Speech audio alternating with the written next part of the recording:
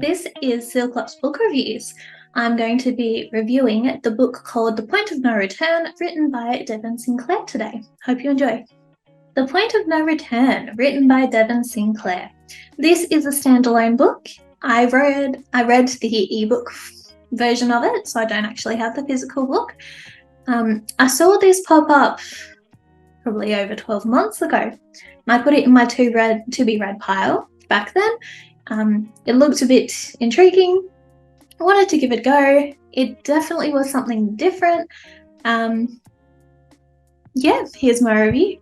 So a little bit about the book first. So the genre is reverse harem, fantasy, romance, monsters, music, and opera.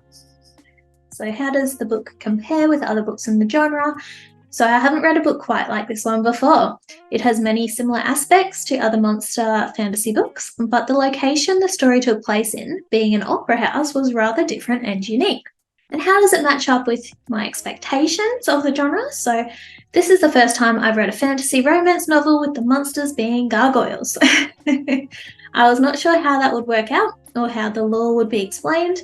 This book was an interesting, heavy on the spice monster romance with enough explanation to alleviate the majority of plot holes. The summary. Men like this don't exist. Gorgeous, dark, angry, seductive, stone doesn't come to life and leave me wanting more. It's impossible. Until it isn't. My name is Christine Daniels and I'm going mad. It was supposed to be a simple 1 month, 1 opera, 1 chance to make my entire career, but now I'm going crazy. I was only here to sing, but nothing in Paris is what it seems, and the old opera house feels very much alive. Voices echo through walls, gargoyles come to life, and I'm dragged into a whole new world that I never knew existed, a world of monsters. By day they whisper through the stone, and by night they make me theirs. Fangs and wings and claws that leave me aching with need, pleasure that claims me over and over until I only belong to them. But darker monsters than mine are hunting me. In order to punish my mates, they've decided they want me. And because I'm not made of stone, I might not survive. So it was very intriguing just by reading that and not really knowing anything else about this book when I dove in. The plot and the theme. So there is not much to this book. The female character, Christine, was discovered online as a singing sensation. She auditioned for the role of Jonesy Arc in a recently restored opera house in Paris and got it. The book stretches over a 4-week timeline, the rehearsals and performance of the opera. Shortly after arriving at the opera, where the cast are staying for the duration of the play, Christine stumbles across 3 devastatingly handsome men. She instantly feels a pull towards these men and agrees to go out with them to a club upon their first meeting. Straight away, we can see that the main characters are all interested. They make it very clear while at the club that they want Christine for themselves for the duration of the play, if not longer. The remainder of the book provides more detail into the background of the men, why they all feel the connection to one another, and many spicy scenes throughout. A few difficult characters are thrown into the mix, both humans and monsters. The bleak ending was miraculously fixed to allow a happily ever after, and all was well. Pacing, emotion, ending, and plot holes. So the book was longer than I expected it to be, with 490 pages. So I do not think it had to be that long, and it didn't have to be that long, but it still felt rushed when it came to the plot. I would say that roughly half of the book was made up of sex scenes, making them a bit excessive. This book is not written to be taken seriously, so there will be plot holes. The emotions of the book felt a bit flat. It was strange to read. The ending was happy but left potential questions.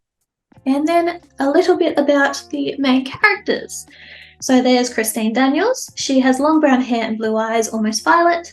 She's a former ballet dancer, up-and-coming opera star, playing Jonesy Arc, voice of an angel is how they describe her. Then we have Alexander. He is a lion gargoyle, French, unofficial leader, tall, lean built with blue eyes and brown curling hair that reaches his shoulders. Then we have Marius.